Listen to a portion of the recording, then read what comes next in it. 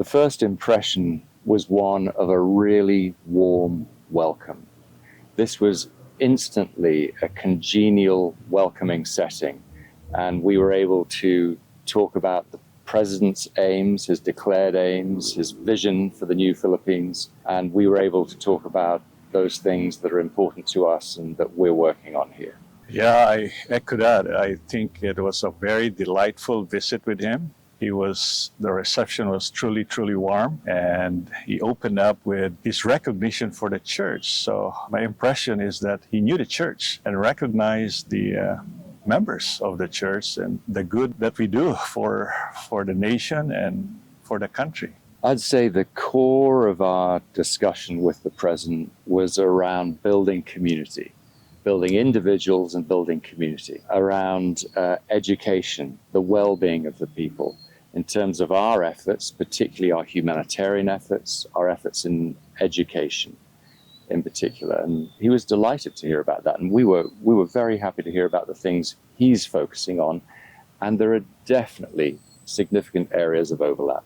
The same thing, I think what the church is doing is, like what I said, has been recognized by the government and the president himself. In fact, he mentioned about seeing missionaries and members doing good, going house to house, and missionaries.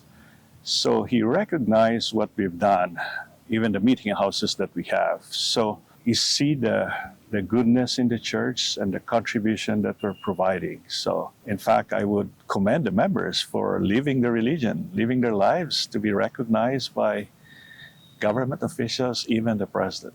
One of the things we talked about that's important to the president and is constantly important to us is what we refer to as the rising generation, our children, our youth, our young adults. And I'd be surprised if there aren't areas that we can work on together as we continue to explore how to fortify, how to make life more enjoyable and lovely for our young people. And this is something that's of interest to him as well. Well, I think we will just continue our partnership with different government agencies. Our humanitarian work does with the Department of Health, with the Department of Education, again, focusing on building and helping him realize his vision of a new Philippines focused on the rising generation. I truly felt his desire to have a new Philippines with the rising generation taking over. But also, I think what struck me as well is that he values the spiritual aspect of what we provide, not just the humanitarian efforts. So I think there's a lot of connection there from the spiritual work and the humanitarian work that we're doing.